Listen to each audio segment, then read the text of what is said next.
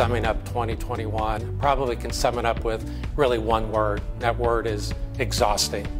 You know, we went through 2020 with a year of a lot of restrictions and being able to try to figure it out, and with hopes that 2021 would kind of release itself and allow us to start opening up our doors and start re-engagement. And we were almost there. In fact, during the summertime, people started coming back. We were starting to engage in our communities, and here we go again with another variant of Delta and Omicron, and it just became exhausting to have to do this all over again. And even though it has been exhausting, at the same time it's been rewarding. You know, an organization like the Y and our existence is to be able to be adaptable and to be able to serve our community.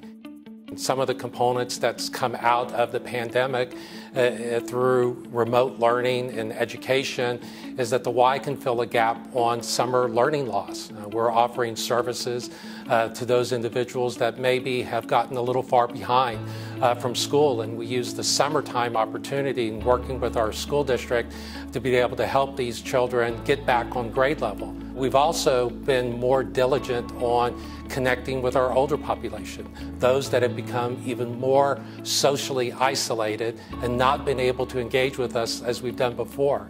So we've adapted and changed the way that we engage with those seniors by picking up the phone and calling them and actually talking to them and asking them how their day is going. We've partnered with organizations to be able to do food distribution at many of our facilities multiple times a month, where we are serving 500 to 1,000 individuals that roll through our parking lots, and we're putting fresh fruits and vegetables into their automobiles. We've also partnered with multiple organizations like our medical community, doing vaccine distribution or even COVID testing.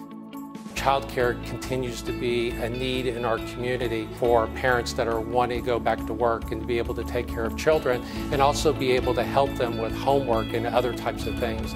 The Y is offering childcare services in 11 different school districts in our area, and we continue to see a rise in the need for childcare. Swimming, which is what the Y is really known for, drowning is the second leading cause of death among children, and the Y is beginning to step in to be able to do all it can in order to create aquatic safety type programs. You know, we are only able to do the work that we do in underserved populations with underserved access to services through contributions in our community. And those dollars that we raise go directly to help some of the programs and services that I've already talked about. So we would love your involvement and your continued support in our community.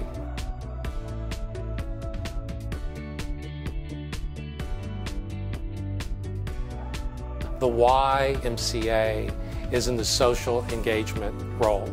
And if there's one thing that people are longing for more than anything else right now, is to get back to regular life and face-to-face communication and to be able to engage in one another. And we hope to be able to be that place where people can come together and can kind of resume that one-on-one interaction.